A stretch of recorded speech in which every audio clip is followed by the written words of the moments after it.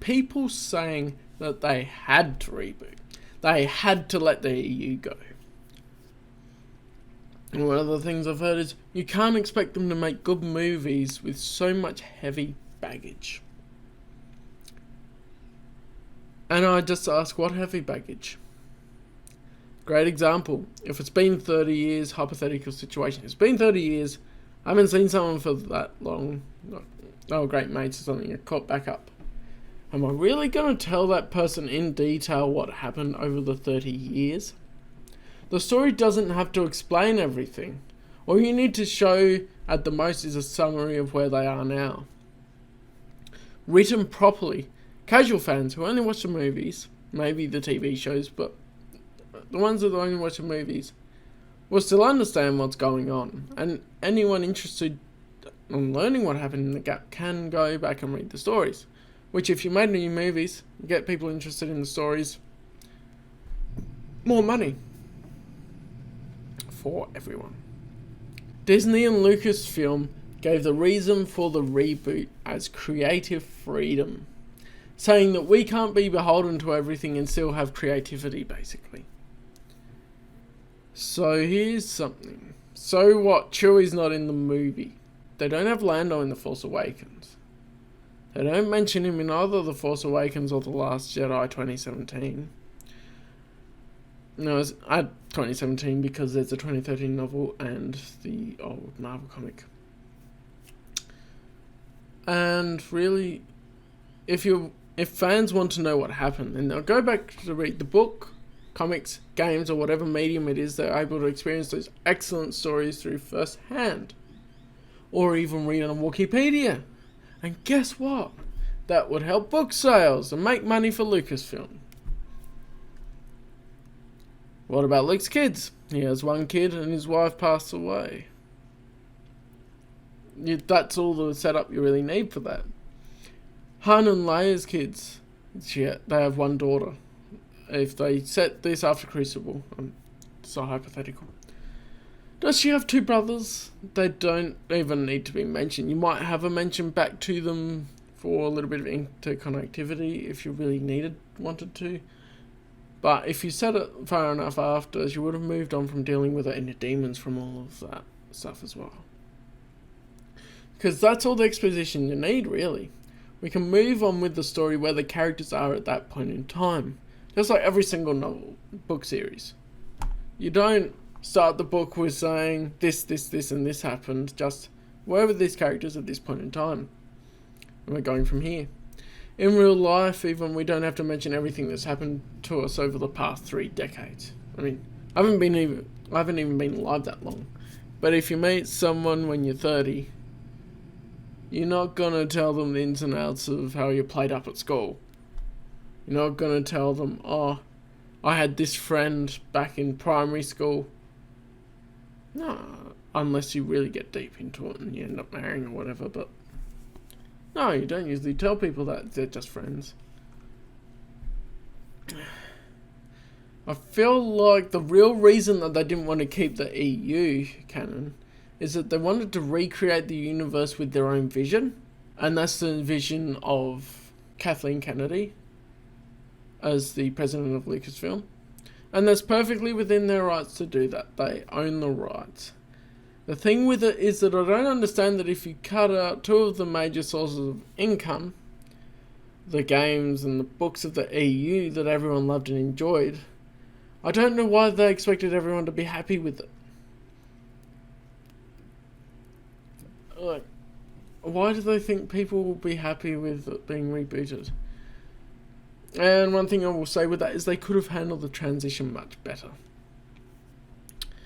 They also don't have to pay the royalties to the writers that created the EU characters. So I'm not exactly sure how that goes, but if they created more stories with the characters, they will probably have to either write a new contract so they don't have to pay royalties, or pay royalties to the authors, the original ones. And it's very much a business mentality now with the new vision, mission of Lucasfilm, from my perception.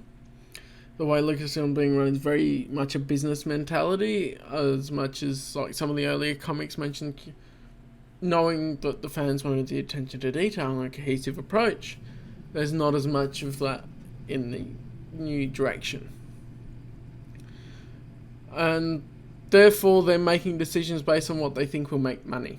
For example, they banked a lot on Galaxy's Edge, the Star Wars land, being that the sequel trilogy will be really popular, rather than including both the original trilogy or even the prequel trilogy in there. But here's a couple of things authors have said about rebooting, back to the original topic of, did they really have to let their year go? A reboot will be really, really messy. And this is Timothy Zahn, author for the Expanded Universe, Star Wars Fan Days 4 on October 10th, 2011. A reboot will be really, really messy. There are currently 140 odd adult novels alone, not counting children's, young adults, art books, schematics and all that. 140 adult novels. To just say, okay, we're going to wipe those out, especially since many of them are still on the bookstore shelves. What are you going to do? Are you going to say all of these, we are just going to stop selling them? Del Rey would not like that. Bantam would not like that. The publishing industry has taken enough of a hit these days as it is. A reboot would be immensely hard to do. And I agree with Timothy Zahn here. A reboot would be immensely hard to do. Now, they created the Legends banner thing so they could keep reprinting them and make money off of them, but still they don't reprint everything. They should reprint more, but... Aaron Alston is also an author for the Expanded Universe. And in the same thing, on October 10th, 2011, Star Wars Fan Days 4, he says, the thing about reboots is that the two arenas that reboots are successful. One is comic books universes and one is TV series. Comic book universes work largely because comic book sales are generational.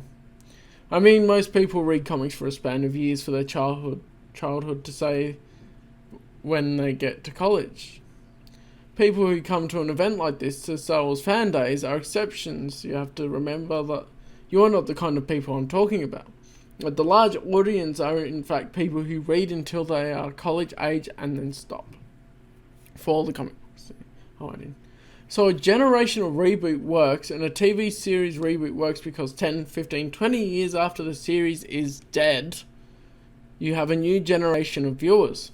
Battlestar Galactica worked that way. The original series aired in 1978, and by the time the new series was done, that generation was in its 40s and had fond memories that were pretty vague. But the Star Wars universe is being actively maintained by leadership and a fan base that is vitally interested in what's going on, so it would be an immense pressure not to reboot. So what he's saying basically here is that comic books you read for about 20 years, and then the next generation comes in and they don't know as much about the stuff, and so they reintroduce it to them. But Star Wars is different because the parents are still reading it and they know it well. Take me, for example, I'm reading the EU novels chronologically, as best I know how, and I'm in college. I'm going to be continuing reading these ages after college. I'm going to be introducing them to my kids. And so if you reboot it, then it's a lot more difficult because we want a cohesive approach. It's a pressure not to reboot. Anyway, it means so much to me because I've read so much of it, grew up with it. It was the only extra story for Star Wars for 37 years. And I really care about what happens in this universe. If they reboot it too many times, like they've rebooted it now, I've held on a bit. But I'm just losing more and more interest because I'm only finding I really care about the expanded universe. I've gone through the stage of being angry and mad at it. And I've gone through the thing of watching it. I've given it its opportunity, but I've criticised the new stuff as well that I've experienced. But by now And by now they still want for the EU story to continue, which there's a small hope with issue 108, the original Marvel run, which shows that there's a market for it. And for those that can't understand why I'm so pent up about it, if I do lash out about it at all, because some days I still get a bit angry at some things that happen, and I try to tamper down on those feelings, but it still happens. Even though these stories are being reprinted under the Legends banner, there's no continuation of the main story. Souls of Republic is the biggest thing with some expansions, but then the Old Republic is locked into contract. And I feel like if the E was really actively being continued properly, then they would have had books based on the cinematic trailers, for sure. Like they based books off of the other cinematic trailers and the original base game. And issue 108, in my opinion, it was really good for a one-off and Marvel celebrating the 80th anniversary. But it's an odd one because it's S-canon. It's not really impactful in the whole scheme of Star Wars. It's not like, oh, for 80 years of Marvel or however many anniversary of the EU, we're going to release a Sword of the Jedi book, which continued the story of a character that I love much more. And they're good characters. Issue 108's good. It's a step in the right direction. It's a start. But it's not something that seems super important to tell the story. And I will say Lucasfilm may make the story decisions, but also Disney can call the shots for anything they want, as they own Lucasfilm. There's a quote from Dave Leonard, who's BusinessWeek.com editor, and he said in a BusinessWeek.com article how Disney bought Lucasfilm and his plan for Star Wars on March 7th, 2013. Still, Iger wanted to make sure that Lucas, who was used to controlling every aspect of Star Wars, from set design to lunchboxes, understood that Disney, not Lucasfilm, would have final say over any future movies. So there. They did call for reshoots for Rogue One, so that's definitely true. And also Alan Horn, who's a chairman of Walt Disney Studios, said in a BusinessWeek.com article how Disney bought Lucasfilm and its plan for Star Wars, the same article, on March 7th, 2013. We needed to have an understanding that if we acquire the company, despite tons of collegial conversations and collaboration, at the end of the day, we have to be the ones that sign off on whatever the plans are. So while they shifted management as well with Kathleen Kennedy and that, and while I don't particularly agree with the new direction they've taken it, they also are influenced by Disney owning them, because Disney has to sign off on whatever their plans are, and Disney, not Lucasfilm, would have final say over any future movies. And I would say that includes TV shows now as well. And what I have here is a tweet thread from Pablo Hidalgo that I've got up on my notes, saying, someone asked Pablo Hidalgo, does Disney owning Lucasfilm have any impact on storytelling in any way, or has it been business as usual? And Pablo replied, Lucasfilm handles the storytelling aspects of Star Wars, the same way I figure Marvel and Pixar are allowed to tell their stories. And then the person replies, what say does Disney have in the new Star Wars movies? And Pablo Hidalgo specifically says when to make what, budgets, marketing and distribution, etc.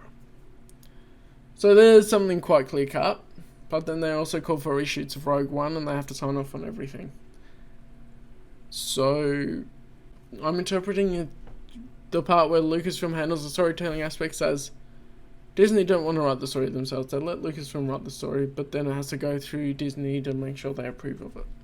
And yeah, that's pretty much what I wanted to say in defense of the expanded universe there, and some of the points that people make about these topics. If there's anything that you think I've got wrong, then let me know. I've let a lot of the quotes speak for themselves, I feel like, in this, and given my perception of it.